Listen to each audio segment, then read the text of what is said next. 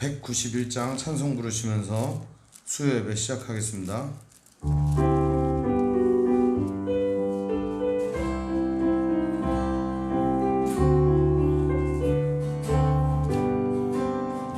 내가 매일 기쁘게 순례의 길 행함은 주의 팔이 나를 안보함이요, 내가 주의 큰 복을 받는 참된 비결은 주의 영이 함께함이라.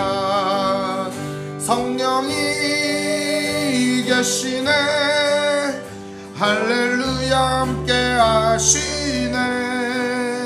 좁은 길을 걸으며 밤낮 기뻐하는 것 주의 영이 함께함이라. 전에 죄에 빠져서 평안함이 없을 때 예수 십자가의 공로 힘입어 그 발 아래 엎드려 참된 평화 얻음은 주의 영이 함께함이라. 성령이 계시네, 할렐루야 함께하시네. 좁은 길을 걸으며 밤낮 기뻐하는 것 주의 영이 함께함이라. 나와 동행하시고 모든 염려 아시니 나는 숲의 새와 같이 기쁘다.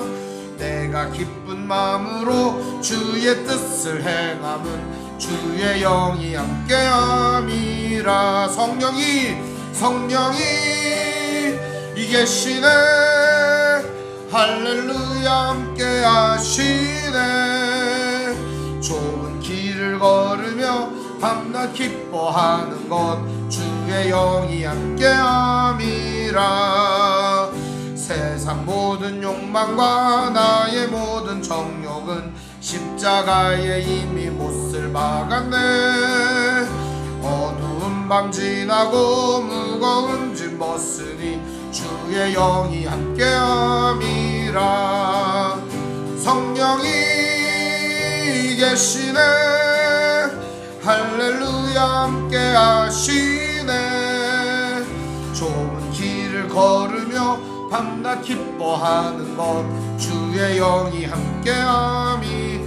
나와 동행하시고 모든 염려 아시니 나는 숲의 새와 같이 기쁘다.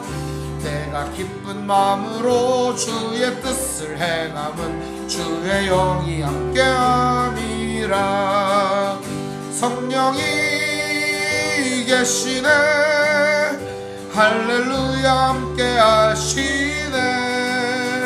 좁은 길을 걸으며 밤낮 기뻐하는 것 주의 영이 함께함이. 성령이 계시네, 할렐루야 함께하시네. 좁은 길을 걸으며 밤낮 기뻐하는 것 주의 영이 함께하. 한 번 더. 성령이 계시네, 할렐루야 함께하시네. 좁은 길을 걸으며 밤낮 기뻐하는 것 주의 영이 함께함이라. 아멘. 기도하겠습니다. 하나님 아버지 감사합니다.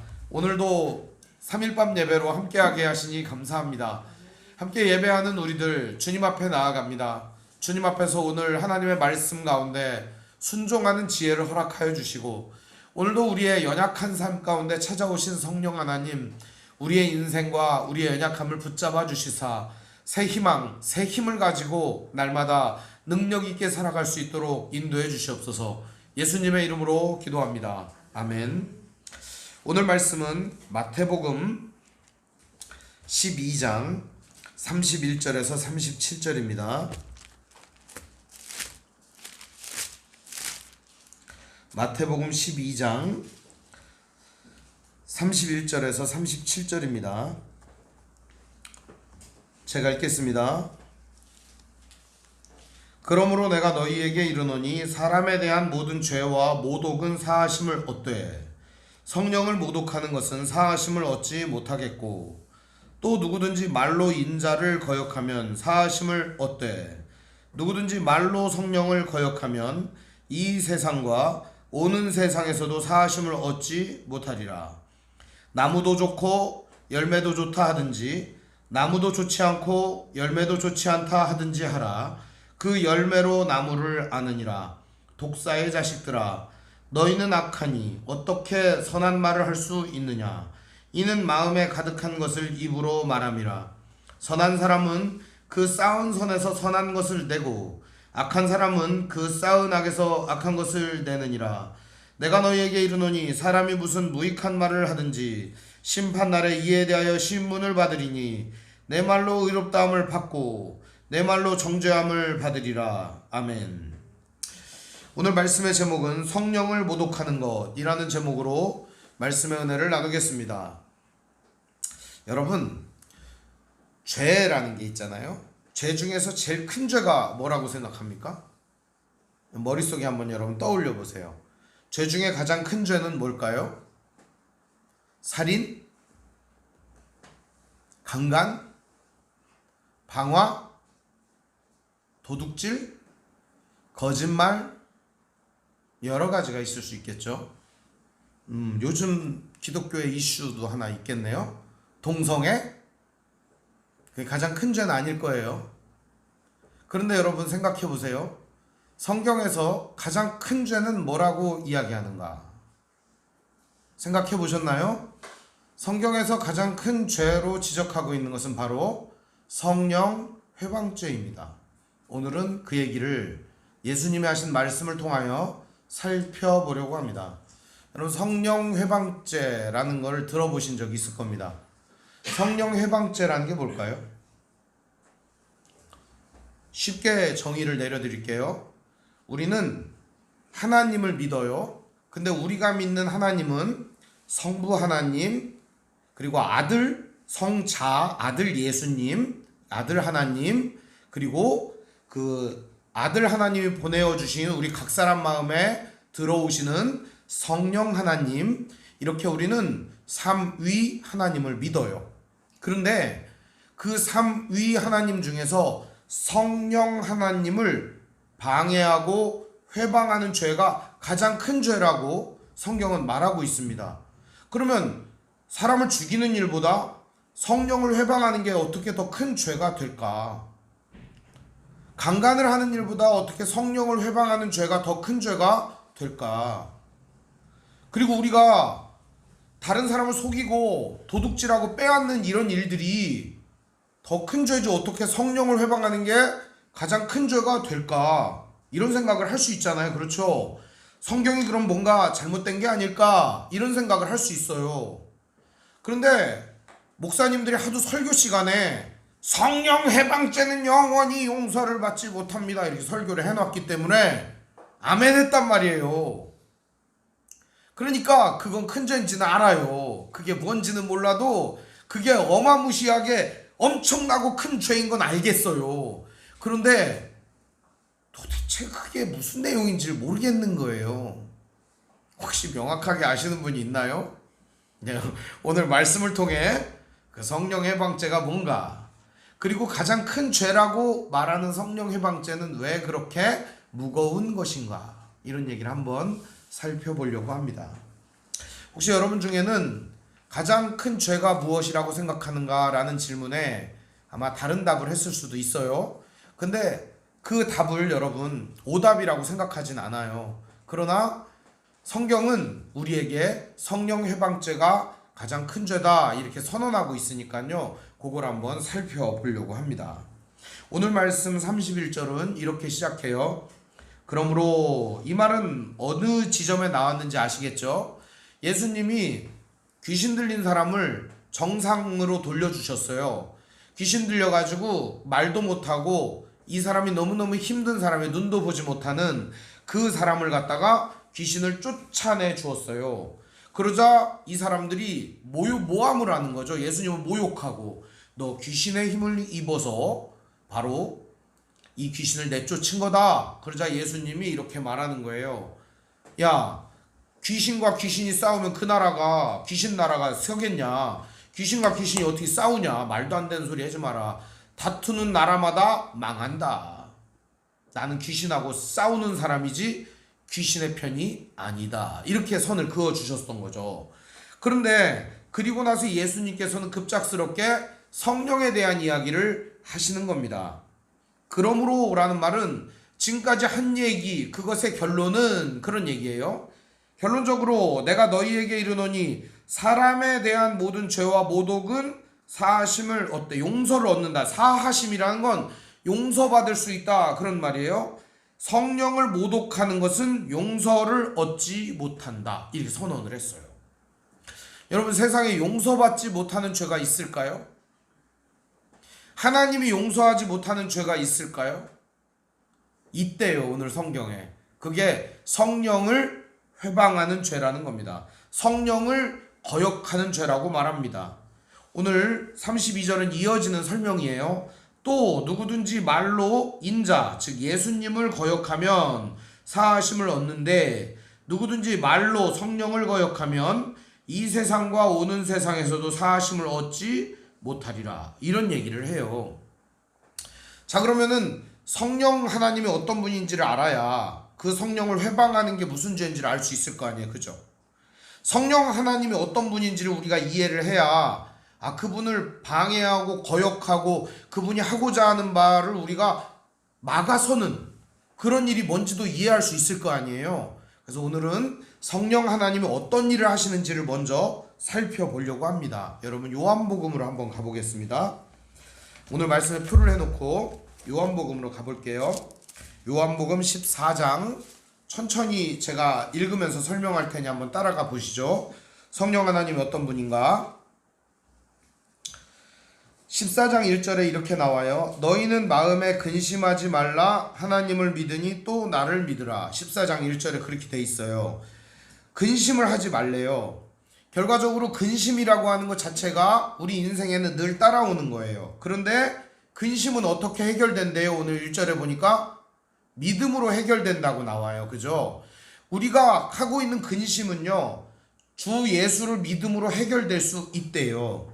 그리고서 조금 더 넘어가서 6절에 보면은 예수님이 그 근심의 본질적인 문제를 얘기해 주세요. 세 가지 문제가 있는데 첫 번째 문제는 뭐죠?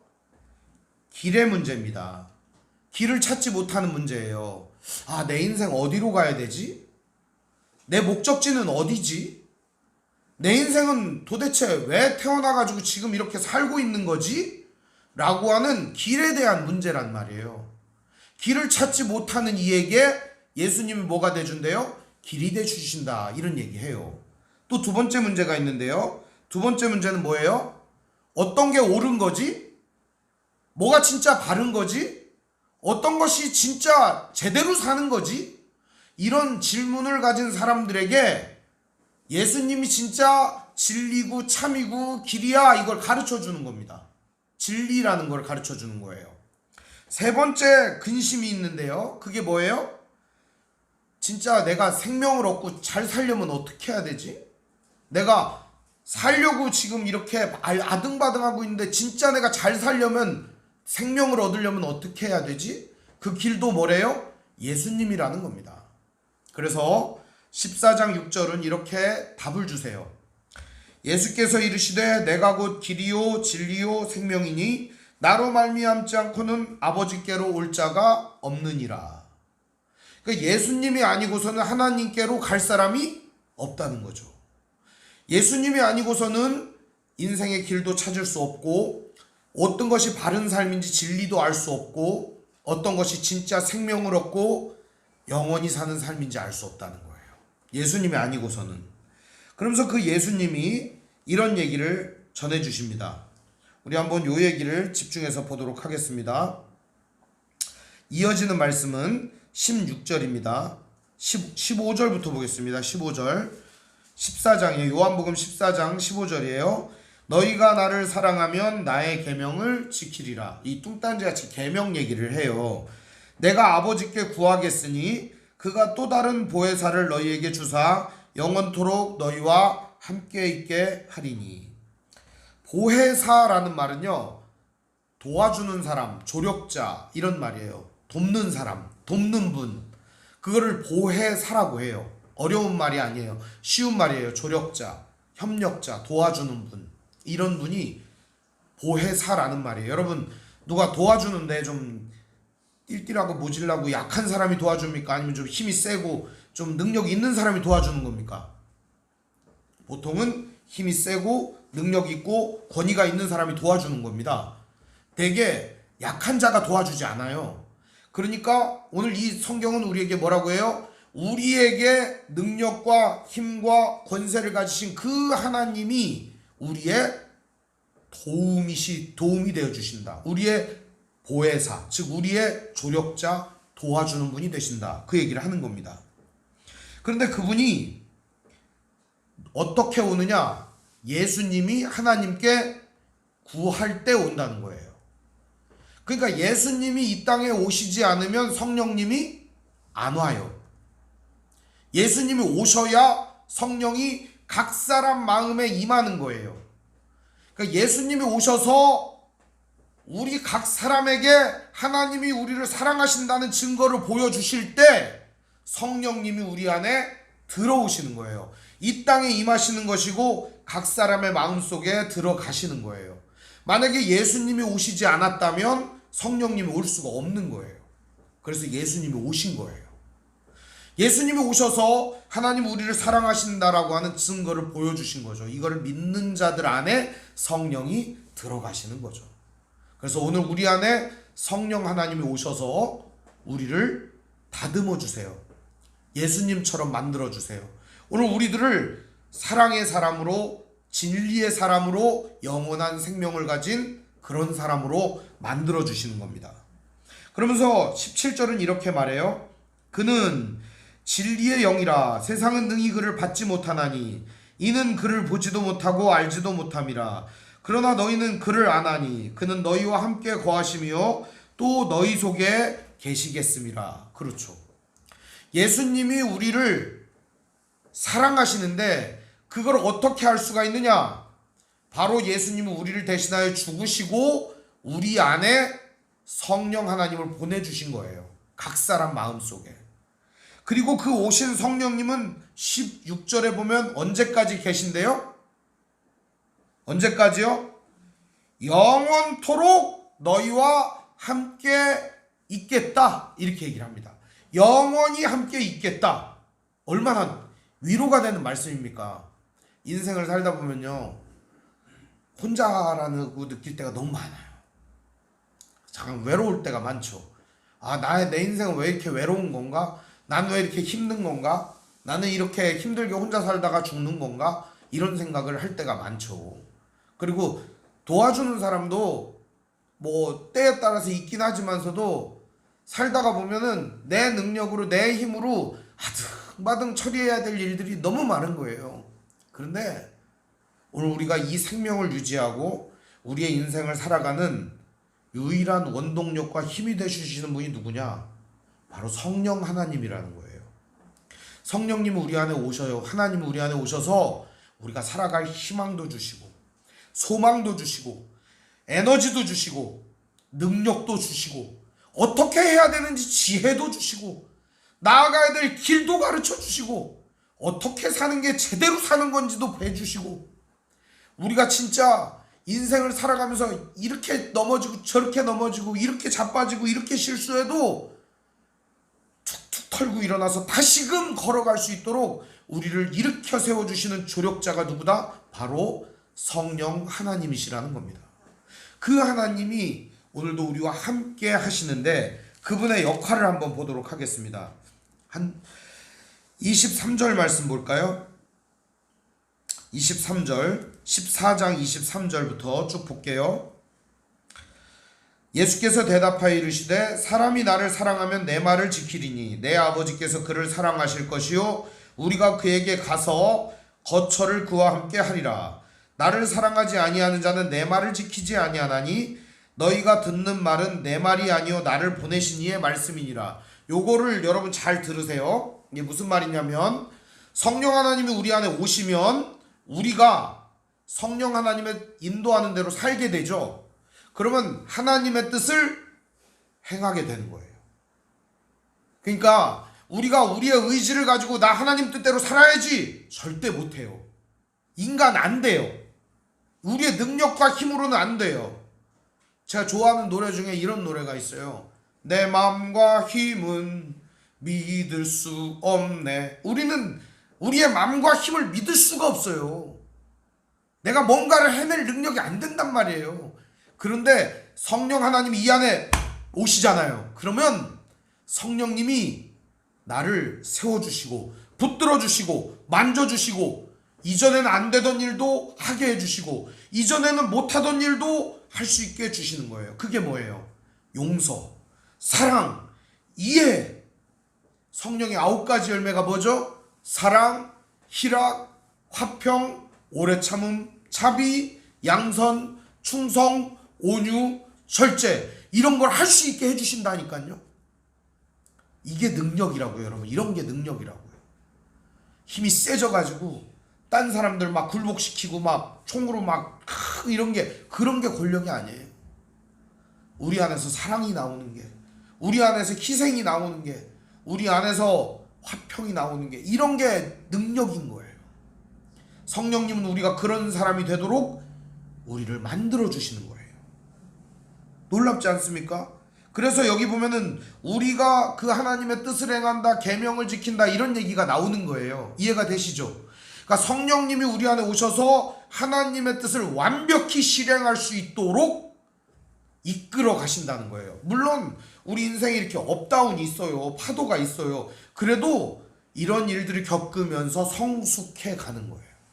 이런 일들을 거치면서 점점 하나님의 마음을 이해하게 되고 알게 되고 품게 되고 그 뜻대로 살게 되는 거예요. 얼마나 놀라운 은혜입니까 이게. 근데 그 성령님이 오셔서 진짜 하시는 일이 뭘까요? 26절 보시죠. 26절. 보혜사 곧 아버지께서 내 이름으로 보내실 성령, 그가 너희에게 모든 것을 가르치고 내가 너희에게 말한 모든 것을 생각나게 하리라. 즉 예수님이 가르쳐 주시고 예수님께서 행하신 모든 것을 생각나게 해주신다는 거예요. 그러니까 예수님 말씀을 우리한테 어떻게 하는데 성령님이 가르쳐 준다는 거예요. 그리고 우리 속에서 그게 생각나게 해주신대요. 저는 이 경험을 많이 했습니다. 내 성질 같아서는 이렇게 하고 싶을 때가 많았어요. 내 상식과 경험으로는 이렇게 하는 게 맞다 이런 생각이 드는데 하나님은 내 상식과 경험은 쓰레기 같은 거라는 거예요. 그런 거는 버려야 된다는 거예요. 그게 옳지 않다고 얘기해 주는 거예요. 이게 맞다. 이게 좋은 거다. 성령님이 그걸 가르쳐 주면서 내 마음을 만져주는 거예요. 그때 깨닫는 거죠. 이거구나. 내가 이제까지 잘못 살았구나. 내가 이제까지 잘못했구나. 내가 이제까지 하나님의 뜻을 몰랐구나. 머리로만 알았지 내 습관과 관습과 생각대로 내 멋대로만 살았구나. 이걸 알게 되는 거예요. 그 순간에 하나님의 사랑을 온전히 느낄 수 있게 되는 거죠. 우리 안에서 역사하시는 역동적인 성령 하나님의 이끄심과 보호하심을 강력하게 체험하게 되는 거예요. 성령의 충만함이 바로 이런 거예요, 여러분. 펄펄 난리튀고 소나무 뿌리 뽑는 게 성령 충만이 아니고 성령님의 내 마음을 휘저어 놓아서 파도 치듯 역사하게 하는 거예요. 나를 이전에는 불가능했던 사랑을 하게 하고요, 이전에는 불가능하던 희락, 천국의 기쁨을 주시고요, 이전에는 불가능했던 평화를 허락해 주십니다. 이전에는 불가능했던 오래 참음을 주시고요, 자비로움을 주시고요, 선한 것을 좋아하는 양선을 주시고요, 주님 앞에 충성하게 되고요, 온유함으로 길들여져서 하나님이 원하시는 사람으로 살아가게 되고요, 그리고 인생을 절제하면서 살아갈 수 있도록 하나님이 우리 안에서 도와주시는 거예요. 성령님은 우리 안에 계시는 거예요. 영원히 함께 하겠습니다 이런 말씀하시잖아요. 이어지는 말씀도 보시죠. 4장 27절입니다. 평안을 너희에게 끼치노니 곧 나의 평안을 너희에게 주노라. 내가 너희에게 주는 것은 세상이 주는 것과 같지 아니하리라. 너희는 마음에 근심하지도 말고 두려워하지도 말라. 우리의 근심과 두려움은 어디로부터 오죠? 평화가 사라져서 오는 거예요. 근데 하나님 오늘 우리에게 뭐 준대요? 평화 준대요. 그러니까 근심도 말고 두려워하지도 말라고 얘기해 주시는 거죠. 내가 갔다가 너희에게로 온다 하는 말을 너희가 들었나니 나를 사랑하였더라면 내가 아버지께로 감을 기뻐하였으리라. 아버지는 나보다 크심이라. 왜냐하면 예수님은 사람들에게서 떠나 승천하시지만 그 예수님은 지금 우리 곁에 없지만 우리 안에 직접적으로 누가 오신다는 거예요? 하나님이 들어오신다는 거예요. 이게 놀라운 거예요. 예수님이 이 동네에 오신다 그러면 이 동네만 계시는 거잖아요. 그런데 성령님은 우리 안에 오신다는 거예요. 모든 각 사람 마음속에 들어오신다는 거예요. 얼마나 놀라운 진리의 말씀입니까? 그럼 예수님이 안 계시냐? 그게 아니에요. 예수님은 성령님과 함께 하시면서 우리 안에서 역동적으로 역사를 해주시는 거예요. 오늘 이 말씀을 좀 더 깊이 있게 보려고 합니다. 15장으로 넘어가 보시죠. 15장으로 넘어가면 요한복음 15장이에요. 제가 왜 요한복음 얘기를 하냐면 사도행전은 성령 하나님이 어떻게 일하셨는지 성령 하나님의 일하심이 나타나고요. 요한복음은 성령 하나님이 어떤 분이신지를 예수님이 말씀해 주신 내용이 써있기 때문에 이 말씀을 보는 거예요. 15장 12절에 보면 내 계명은 곧 내가 너희를 사랑한 것 같이 너희도 서로 사랑하라 하는 이것이니라.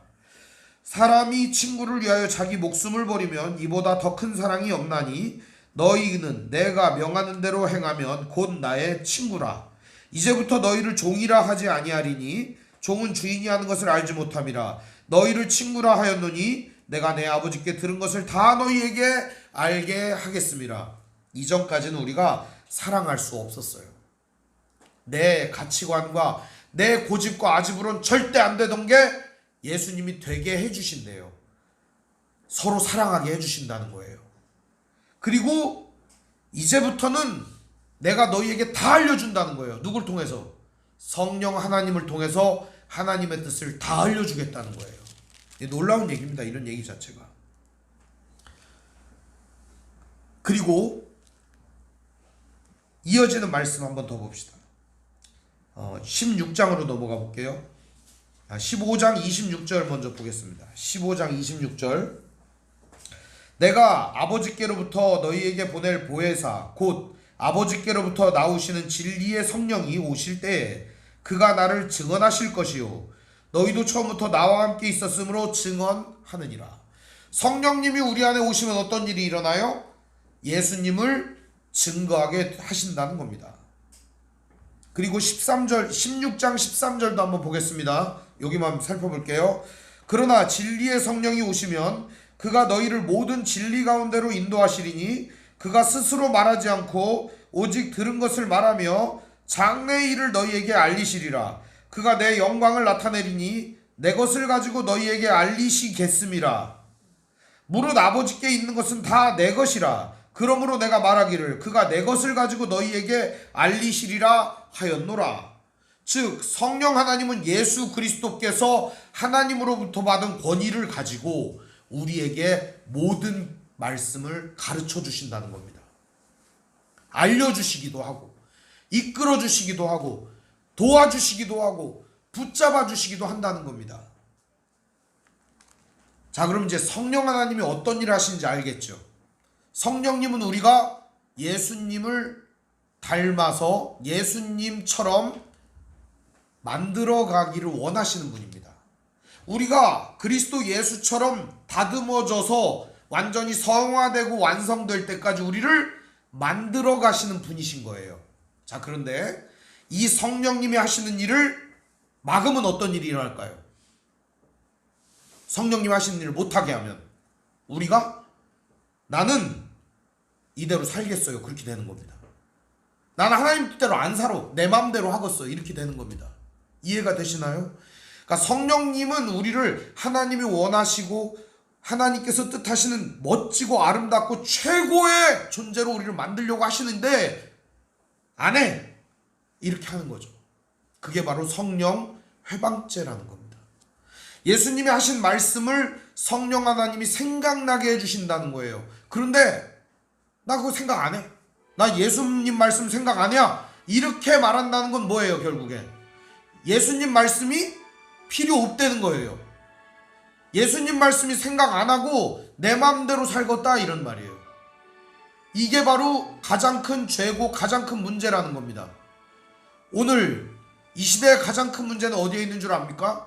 바로 성령 하나님을 부인하는 데 가장 큰 문제가 있는 것입니다.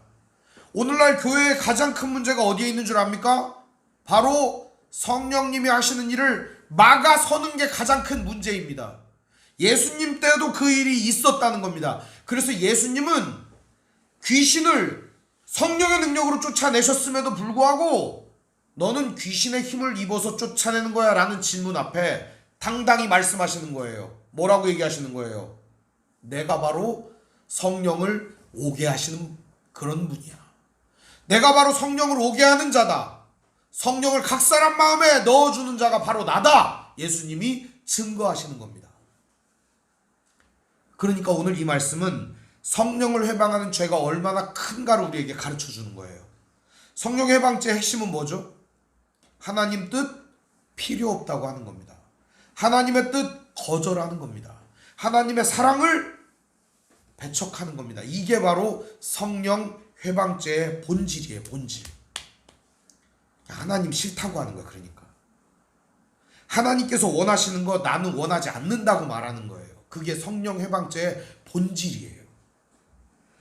이 말씀을 가지고 한번 우리 오늘 말씀을 이어가 보도록 하겠습니다. 마태복음 12장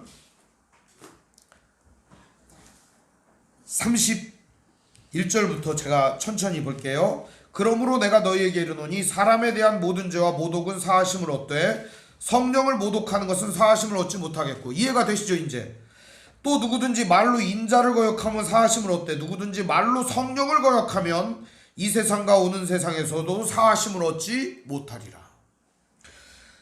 그런 다음 말씀이 굉장히 중요한 이야기를 합니다.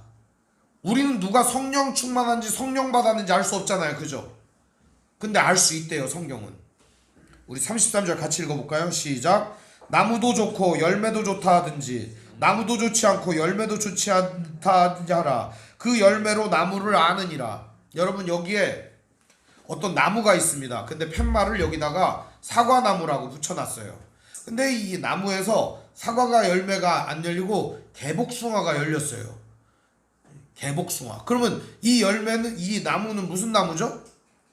개복숭아 나무인 거예요. 왜? 열매가 개복숭아가 열렸으니까. 우리 집에 웃기는 일이 있어요. 제가 매실나무를 심었거든요. 한 4년 있다가 죽었어요. 나무가. 열심히 매실을 열다가 죽어버렸어요. 올해 비워야 되는데 제가 귀찮아서 안 비웠어요. 또 한 해 지났는데 저 비워야 되는데 귀찮아서 또 못 비웠어요. 한 3년쯤 되니까 꽃이 피고 열매가 열렸어요. 매실이 열렸구나. 매실이 아니고 그 매실이 접붙인 매실이 죽어버리고 그 밑에 나무가 나와가지고 살구가 열렸어요. 그래서 요즘 살구 때문에 너무너무 행복해요. 매실이 죽어버려가지고 살구가 나와가지고 너무너무 행복해요. 여러분 생각해보세요. 저는 그 나무가 매실이라고 생각했어요. 매실이 가득 열렸구나. 알고 봤더니 그게 갑자기 포랗게 익더니 주황색깔로 익어서 툭툭툭툭 떨어지는 거예요. 먹어보니까 살구인 거예요. 그 이 나무는 무슨 나무죠? 살구나무인 거예요. 매실이 죽어버리고 살구가 나왔으니까.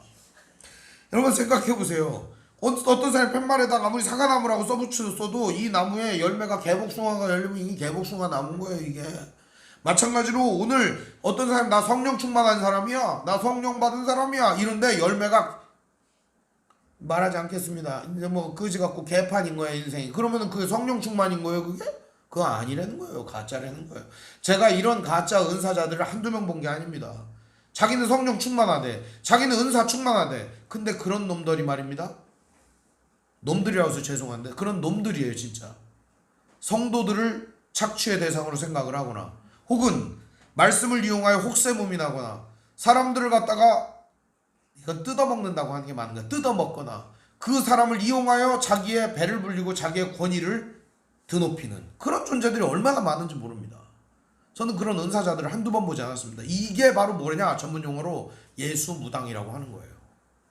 그 예수무당들이 판치고 있어요. 지금 전국적으로 엄청 많아요. 가짜들 말이에요. 이 열매도 못 맺는 거지 같은 버러지 같은 인간들 말이에요.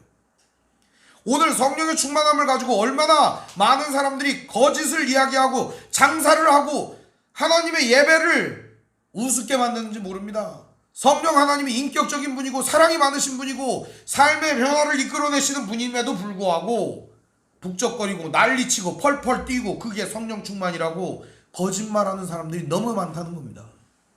여러분 오해하지 마십시오. 성령은 나무도 좋고 열매도 좋아야 되는 겁니다. 나무도 나쁘면 열매도 나쁜 거예요. 오늘 성경은 우리에게 분명히 가르쳐줍니다. 그러면서 예수님은 이들에게 욕을 하십니다. 욕. 성경에 등장하는 욕. 참 찰져요 예수님 욕이. 자 우리 한번 읽어보겠습니다. 34절. 독사의 자식들아 너희는 악하니 어떻게 선한 말을 할 수 있느냐. 이는 마음에 가득한 것을 입으로 말함이라. 이거를 우리나라로 번역하면 그 이스라엘에서는 독사 새끼야 이 말이 제일 심각한 욕이거든요. 우리말로 옮기면 뭐겠어요? 이 개자식아 이렇게 되는 겁니다. 우리말로 옮기면. 그러니까 예수님은 여기서 제일 심한 욕을 한 겁니다. 왜 이런 욕을 했을까요 예수님이? 이 자들은 욕도 아까운 자들이라는 거예요. 예수님 뭐라고 그래요? 너희가 악하니 어떻게 선한 말을 할 수 있냐. 니들이 쏟아내는 말은 다 악한 말이야. 니들 안에 성령이 없는데 어떻게 선한 말이 니들 입에서 나오겠니? 얘기를 하는 겁니다. 35절은 예수님이 이어서 이런 말씀도 전해주십니다. 선한 사람은 그 쌓은 선에서 선한 것을 내고 악한 사람은 그 쌓은 악에서 악한 것을 내느니라. 여러분 믿습니까? 저는 이걸 믿습니다. 선한 사람은 쌓은 선에서 선한 것을 내고 악한 자는 쌓은 악에서 악을 냅니다. 그러면서 예수님은 이렇게 결론의 말씀을 주십니다. 내가 너희에게 이르노니 사람이 무슨 무익한 말을 하든지 심판날에 이에 대하여 신문을 받으리니 내 말로 의롭다함을 받고 내 말로 정죄함을 받으리라. 어떤 사람이 얘기하잖아요. 야, 이 사람이 이러면 되냐. 그럼 그 말 갖다가 하나님이 사람이 이러면 되냐 네가 그랬잖아. 그지? 바로 너가 그런 놈이야. 이렇게 심판한다는 거예요. 저는 큰일 났어요. 강당에서 너무 많은 말을 했어요. 이게. 그래갖고 하나님이 가면 그럴 거야. 네가 강당에서 이런 얘기 했잖아. 그러면서 겁나게 혼낼 거거든요. 아니 아직도 두려워요 나는. 그래서 천국에 빨리 가고 싶긴 하지만 그것 때문에 좀 주저되기도 해요. 제가 너무 많은 말을 해가지고 하나님한테 혼날까 봐. 네, 여러분 이거를 분명히 기억하시길 바랍니다. 성령께서는 우리를 변화시켜 주셔서 우리가 이렇게 헛소리를 하지 않도록 이끌어 가신다는 겁니다. 우리 완성시켜 주세요. 그래서 우리 걱정하지 않아도 되는 거예요. 지금은 별 볼 일 없어도, 지금은 연약해도, 지금은 하나님 뜻대로 못해도 하나님 우리를 이끌어 가셔서 결국에는 우리를 그리스도 예수의 장성한 분량이 충만한 데에 이르도록 우리를 만들어 주신대요.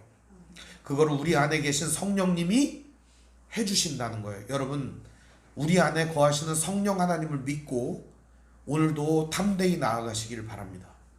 지금 비록 초라한 나의 모습이지만 이 모습에 너무 기죽지 마시고 우리 안에 거하시는 보혜사 우리를 도와주시는 성령님을 의지하며 오늘도 나아가는 믿음의 형제자매들 되시기를 바랍니다. 하나님 여러분 도와주시고 성령님이 오늘 우리 안에서 역동적으로 역사하여 주실 줄 믿습니다. 기도하겠습니다. 사랑과 은혜가 풍성하신 아버지 하나님 은혜와 사랑을 감사드립니다. 오늘 우리 안에서 우리를 이끌어 가시고 우리를 붙들어 주시고 우리를 도와주시고 우리에게 새 힘과 소망과 능력과 갈 길을 일러주시니 감사드립니다. 앞으로도 영원토록 우리와 함께하여 주시는 성령님 늘 의지하며 나아가겠습니다. 우리를 인도하여 주옵소서. 우리 주 예수님 이름으로 기도합니다. 아멘. 교회 소식을 알려드리겠습니다. 오늘 함께 예배하신 모든 분들 주님의 이름으로 환영합니다. 하나님의 말씀인 성경을 가까이 두고 매일 읽으시고 기도로 하나님과 교제하시고 말씀대로 사랑하며 사시기를 바랍니다. 목회자의 경건을 위해 기도하시기 바랍니다. 정치 지도자들과 남북관계를 위해서 기도하시기 바랍니다. 가난한 자들과 소외된 자들을 도우며 기도하시기를 바랍니다. 선교사님과 가족을 위해서 기도하시기 바랍니다. 아픔과 고통 중에 있는 성도를 위해 기도하시기를 바랍니다. 묵상과 전도를 생활화하시기를 바랍니다. 우크라이나, 러시아 전쟁 종식과 산불 피해자들을 위해서 기도하시기 바랍니다. 주님 가르쳐 주신 기도로 마치겠습니다. 하늘에 계신 우리 아버지, 아버지 이름을 거룩하게 하시며 아버지의 나라가 오게 하시며 아버지의 뜻이 하늘에서와 같이 땅에서도 이루어지게 하소서. 오늘 우리에게 일용할 양식을 주시고 우리가 우리에게 잘못한 사람을 용서하여 준 것 같이 우리 죄를 용서하여 주시고 우리 시험에 빠지지 않게 하시고 악에서 구하소서. 나라와 권능과 영광이 영원히 아버지의 것입니다. 아멘.